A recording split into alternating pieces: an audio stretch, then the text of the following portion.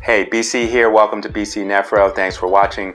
Today we're going to talk about dermatologic skin conditions in the end-stage kidney disease dialysis patient. For more information on the management of patients on dialysis, check out the playlist on this channel and the articles at bcnephro.com. Links to both will be in the description below. But let's get right into it. There's 4 conditions that are unique to dialysis patients, and we're going to start on these from most common to less common.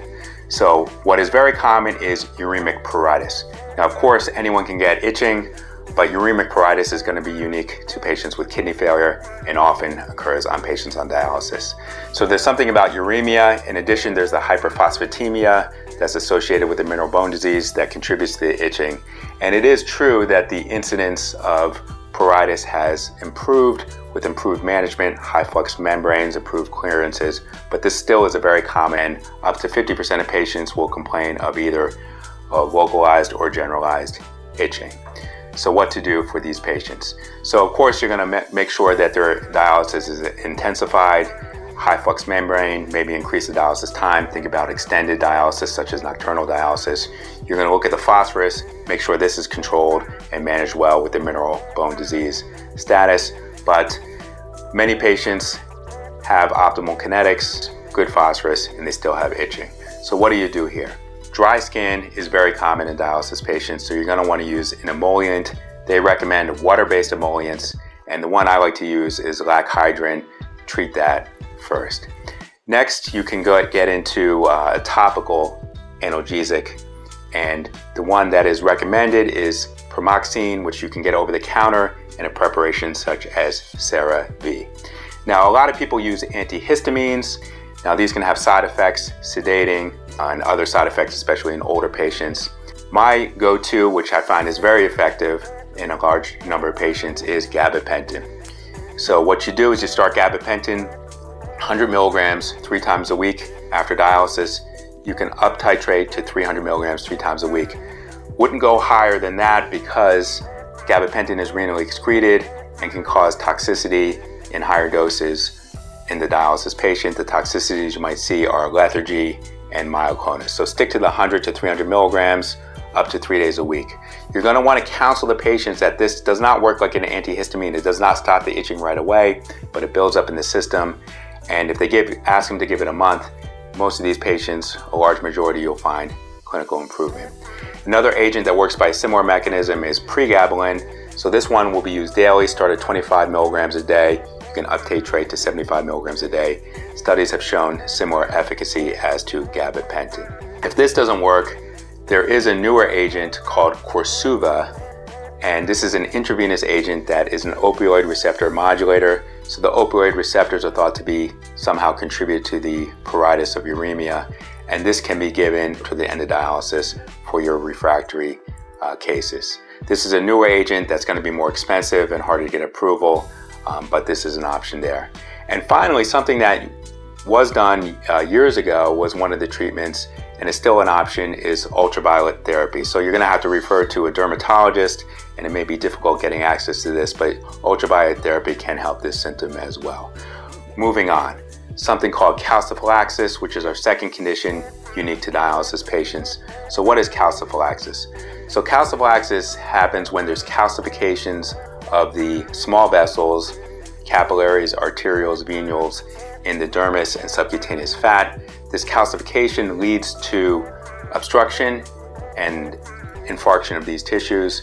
So if you have infarction of these tissues, of course, it's very painful and can cause ulcerations, which can become secondarily infected. The risk factors are diabetes, risk factor warfarin's a risk factor because somehow the vitamin K system is involved, and trauma sites, so at insulin injection sites or other traumatic sites, may cause this. It'll start as a painful area, maybe a levator reticularis, a painful papule, but when it progresses, if you don't catch it early, it can progress to an ulceration, which can be quite severe because it can become secondarily infected. Now, diagnosis can be made by biopsy, but you need to be careful about the biopsy. So if there's an ulceration, you can maybe biopsy the margin and find characteristic findings. But if there's not an ulceration and you biopsy the area that looks like levator reticularis or a papule or a plaque, you can cause a trauma site and cause an ulceration, so you're going to want to be careful there. X-ray, bone scan can show calcification of the small vessels and can give you enough information for the diagnosis.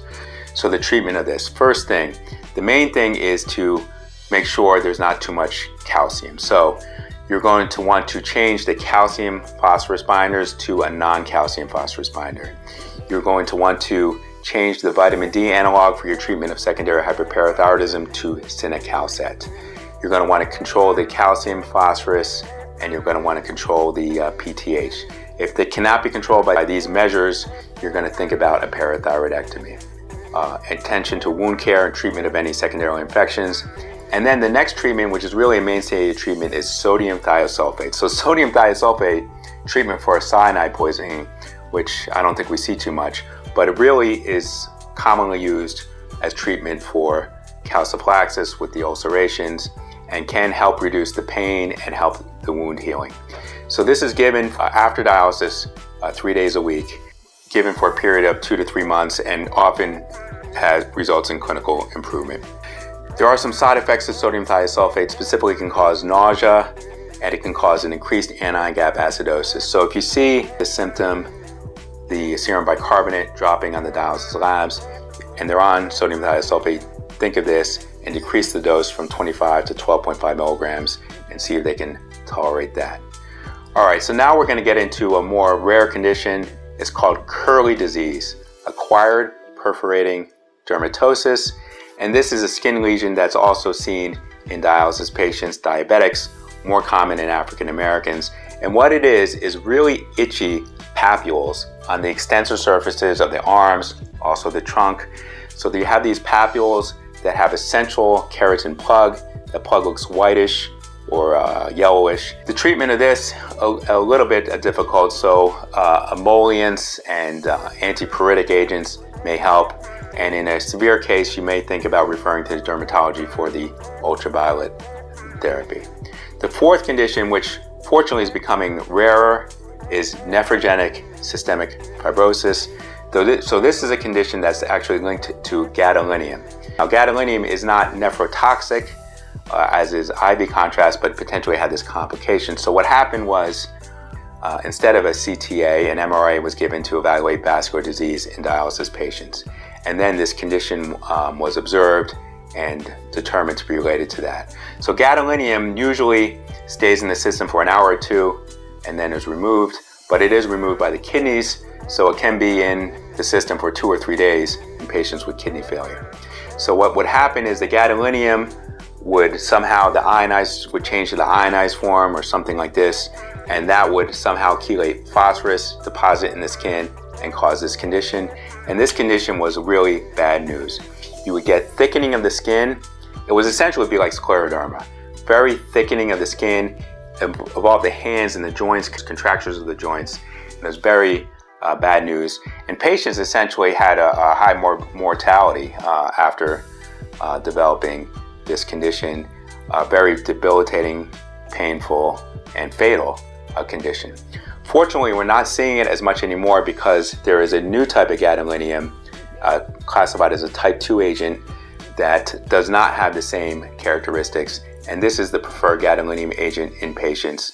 It's used in preferred agent in general, but certainly in patients with advanced kidney disease or in dialysis, you use this agent instead, and we really don't see the condition anymore. It is removed by dialysis. It is often recommended to try to schedule the MRA gadolinium before a dialysis treatment if possible, but it's not absolutely necessary given the lower toxicity of this agent. These are 4 conditions that really are unique to patients with kidney failure on dialysis, and the practitioner caring for a dialysis patient should be aware of. If you made it this far to the end of the video, thanks for watching. Hit the like, subscribe, and let your friends know. Until next time.